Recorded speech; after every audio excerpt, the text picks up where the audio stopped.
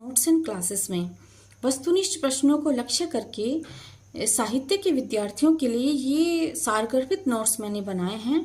उम्मीद है जो कुछ भी टॉपिक आप यहाँ पढ़ लेंगे उस टॉपिक से जुड़े किसी भी प्रकार के प्रश्न का उत्तर आप सरलता से दे पाएंगे। आज हम पढ़ने वाले हैं सच्चिदानंद हीरानंद वात्स्यायन अज्ञे जी की बहुत सुंदर कविता कलगी बाजरे की। इस कविता को मूल पंक्तियाँ पढ़ने से पहले हम इसके महत्वपूर्ण तथ्य जानते हैं ताकि उसके तथ्यों के विषय में हमें अच्छे से पता हो और उससे रिलेटेड जो भी क्वेश्चन आए उन्हें हम आसानी से सॉल्व कर सकें। पहले सच्चिदानंद हीरानंद वात्स्यायन अज्ञे जी का थोड़ा सा परिचय हम ले लेते हैं। इनका जन्म 7 मार्च 1911 को उत्तर प्रदेश के कुशीनगर में हुआ था और इन्हें प्रयोगवाद के जनक या प्रयोगवाद का प्रवर्तक कहा जाता है। और प्रयोगवादी कवियों को इन्होंने राहों के अन्वेषी कहकर पुकारा है। अन्वेषी का अर्थ है खोज करने वाला। अब आज जो हम कविता इनकी पढ़ने वाले हैं कलगी बाजरे की, उससे जुड़े हुए महत्वपूर्ण तथ्यों को जान लेते हैं। कलगी बाजरे की अज्ञे जी के हरी घास पर क्षण भर कविता संग्रह जो 1949 में प्रकाशित हुआ था उसमें संकलित है। और इसमें जो इसकी जो शैली है वो संवाद के माध्यम से कवि ने अपनी भावनाओं की अभिव्यक्ति की है। इसमें कवि प्रिय के साथ अपनी प्रियतमा से संवाद करता है और अपनी भावनाओं की अभिव्यक्ति देता है।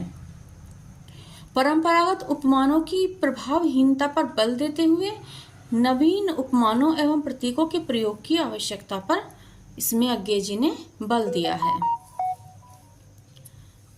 यहाँ पर हम एक ये बात समझ लेंगे कि हमने बहुत बार पढ़ा होगा कि जो प्रेमी कवि हैं वो अपनी प्रियतमाओं को उपमा देते हैं, जैसे चांद सा मुख, उनके केशों की प्रशंसा करते हैं तो कहते हैं काली घटाएं। तो लेकिन कवि को ये लग रहा है कि ये प्रतिमान अब इतने पुराने हो चुके हैं, इतनी बार प्रयोग हो चुके हैं कि अब इनका जो भाव प्रवणता है वो समाप्त हो चुकी है। उनके स्थान पर अब प्रयोगवादी कवियों को नए नए प्रतिमान लाने होंगे और नए उपमानों की रचना करनी होगी जिससे कविता में भावों की भाव प्रवणता आ सके। मूल भाव देख लेते हैं इस कविता का। कवि अपनी प्रियतमा को हरी चिकनी घास तथा हवा में झूलती बाजरे की कलगी जैसे उपमानों से अलंकृत करता है। अब तक हमने सुना है प्रेयसी को चांद, सितारों और उसकी केशों के लिए काली घटाओं की उपमा देते हुए कवियों को देखा है, लेकिन यहाँ पर कवि ने अपनी प्रियतमा की जो तुलना है वो हरी चिकनी घास और बाजरे की कलगी से की है जो हवा में झूलते हुए बहुत ही सुंदर प्रतीत होती है। कवि कहते हैं कि यदि मैं अपने प्रेम की अभिव्यक्ति के लिए परंपरागत उपमानों का प्रयोग नहीं करता हूं,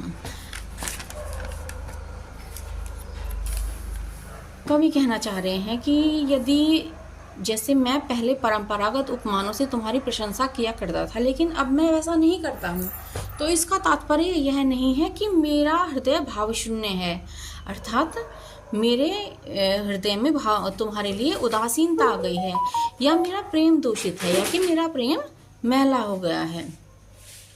बल्कि क्या कारण है, क्यों नहीं वो परंपरागत उपमानों का प्रयोग करते हैं? वो इसलिए नहीं करते क्योंकि ये उपमान इतने अधिक प्रयुक्त किए जा चुके हैं कि अब इनकी अर्थवत्ता, इनकी सार्थकता समाप्त हो गई है।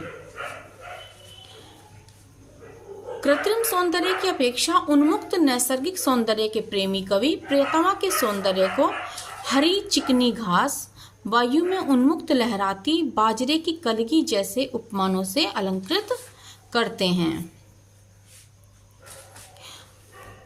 इस प्रकार हमने इसके महत्वपूर्ण तथ्य और जो इस कविताओं के भाव हैं उनको समझ लिया। अब हम मूल जो पंक्तियां हैं उनको पढ़ लेते हैं। अगर मैं तुमको ललाती सांझ की नभ की अकेली तारिका अब नहीं कहता, या शरद के भोर की निहार नहाई कोई। इन पंक्तियों का अर्थ समझ लेते हैं। कवि अपनी प्रियतमा से कह रहे हैं, अगर मैं तुमको, यदि मैं तुम्हें ललाती सांझ की नभ की, जिस समय संध्या के समय जब आकाश लालिमा लिए हुए होता है और उसके तुरंत बाद हल्का हल्का अंधेरा होने लगता है, तो आकाश में एक अकेला तारा दिखाई देता है। तो कवि कहते हैं कि पहले मैं तुम्हारी तुलना उस अकेली नभ की तारिका से करता था, किंतु अब नहीं कहता। लेकिन मैं अब तुम्हारी तुलना ऐसे नहीं करूँगा, मैं तुम्हारी प्रशंसा इस प्रकार से नहीं करूँगा। या शरद के भोर की निहार नहाई कोई। शरद ऋतु, भोर सुबह, निहार ओस में, और कोई है, कोई का अर्थ है कुमुदनी। तो कवि कहते हैं कि या मैं तुम्हें, जो शरद ऋतु में आपने देखा होगा कि शरद ऋतु में सुबह सुबह के समय फूल, पत्तियां, घास, इन सब पर ओस की एक परत ढक जाती है और सारे पौधे, फूल सब उसमें ढक जाते हैं। तो कवि अपनी प्रेमिका की, प्रियतमा की तुलना पहले किससे करते थे? शरद की भोर के निहार ओस में नहाई हुई कुमुदनी से। टटकी कली चंपे की वगैरह। तो या क्या कहते थे वो? टटकी कली, यानी कि जो अभी अभी खिली है। चंपे, चंपा की कली, अभी अभी खिली हुई चंपा की कली से अपनी प्रियतमा की प्रशंसा करते थे। तो लेकिन वो अब नहीं कहते हैं। तो इसका कारण वो आगे कहते हैं कि नहीं कारण कि मेरा हृदय उथला या कि सूना है। इसका कारण यह नहीं है कि मेरा हृदय अब उदासीन हो गया है या मेरे प्रेम की गहराई उथला, जिसका अर्थ है इसमें गहराई ना हो। मेरा हृदय जिसके प्रेम की गहराई खत्म हो गई है, ऐसा नहीं है कि मेरे प्रेम की गहराई खत्म हो गई है या मैं तुमसे उदासीन हो गया हूँ, या कि मेरा प्यार मैला है, या मेरे प्यार में कुछ मैलापन आ गया है या पुरानापन आ गया है।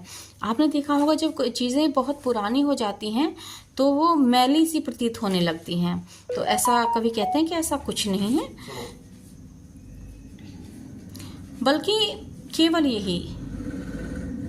केवल यही कि ये उपमान मैले हो गए हैं कि चंपे की कली और कुमुदनी, नभ की तारिका, ये सारे जितने भी उपमान हैं ये सब क्या हो गए हैं? मैले हो गए हैं, पुराने हो गए हैं। देवता इन प्रतीकों के कर गए हैं कूच अर्थात चले जाना। देवता, यहाँ पर देवता से तात्पर्य है, इन प्रतीकों के देवता से तात्पर्य है इन प्रतीकों की चेतना। तो देवता इन प्रतीकों के कर गए हैं कूच। इन प्रतीकों की जो चेतना है वो अब समाप्त हो गई है, वो अब खत्म हो गई है। आगे हम देखते हैं कि इन साहित्यिक शब्दों में एक बड़ा सुंदर तद्भव शब्द का इन्होंने प्रयोग किया है। कभी बासन अधिक घिसने से मुलम्मा छूट जाता है। कभी बासन का अर्थ बर्तन, अधिक घिसने से मुलम्मा का अर्थ है चमक।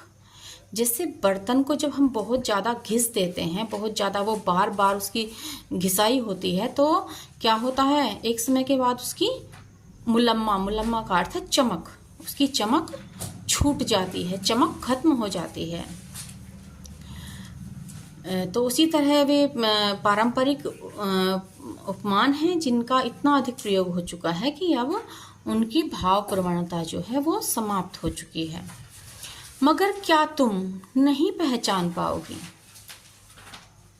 और क्या तुम पहचान नहीं पाओगी? तुम्हारे रूप के तुम हो निकट। कवि कहते हैं कि तुम्हारा जो रूप है, कोई भी वस्तु, कोई भी कृत्रिम वस्तु तुम्हारी समानता नहीं कर सकती। तुम्हारे समान केवल तुम्हारा रूप ही है जो तुम्हारे निकट है, तुम्हारे समान है, तुम्हारा ही रूप है जो तुम्हारे समान है, इसी जादू के। और इसी के जादू में मैं बंधा हुआ, निजी किस सहज गहरे बोध से, किस प्यार से मैं कह रहा हूँ। और तुम्हारे इसी जादू में डूबकर मैं बहुत सहजता से और बहुत गहराई से और तुम्हारे प्यार में डूबकर मैं कह रहा हूँ, अगर मैं यह कहूँ, क्या कह रहा हूँ, बिछली घास हो तुम। बिछली घास अर्थात चमकीली घास। यहाँ पर बिछली से तात्पर्य ये भी हो सकता है कि जिस प्रकार घास को बार बार रौंदते हैं लेकिन वो अपनी चमक नहीं खोती, वो दोबारा से फिर अपना सिर उठाकर उसी प्रकार से अपनी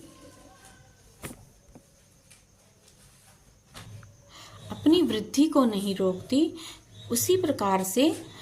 और मुझे ऐसी प्रतीत होती हो जैसे कोई बिछली घास हो, लहलहाती हवा में, कलगी छरहरी बाजरे की। और कैसी लगती हो, जैसे हवा में लहराती हुई छरहरी जो बाजरा होता है, बाजरे की कलगी बहुत पतली पतली सी, उसके ऊपर बीज रूप में जो कलगी आती है, वो जब हवा में लहराती है तो वो बहुत सुंदर प्रतीत होती है। तो कवि को प्रियतमा कैसी प्रतीत होती है, लहलहाती हवा में कलगी छरहरी बाजरे की। यानी कि तुम मुझे ऐसे प्रतीत होती हो जैसे कि बाजरे की कलगी। तो बस ये छोटी सी सुंदर सी कविता यहीं पे समाप्त हो जाती है। उम्मीद है आपको ये अच्छे से समझ में आई होगी। और यदि कोई डाउट हो तो कमेंट सेक्शन में जाकर पूछ सकते हैं। और लाइक करें, सब्सक्राइब करें और अपने फ्रेंड्स को शेयर करें। मिलते हैं कल नए टॉपिक के साथ, तब तक के लिए बाय बाय।